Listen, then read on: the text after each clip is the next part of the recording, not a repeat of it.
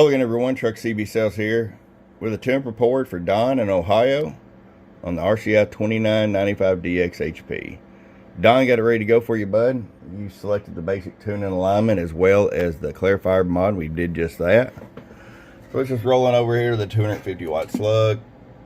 Got you at 5 watts all the way down. Well, you have full adjustability if you decide to run an amp. 60 all the way up. Show you average power swing. Hello. About 115, 120. Over here, the 500 watt slug and peak. Hello, hello, hello, hello, hello. 250. Now let's roll it down. Let's say you're gonna run it into an amp, Don, and it needs 25 watts of carrier. Hello, hello, hello, hello, hello, hello, hello. You're still gonna get that 250 watts of drive. So it worked out good for an 8 or bigger, okay? All right, Don, I appreciate it, my friend. Enjoy from your friend Truck at truckcbsales.com. Bum, bum.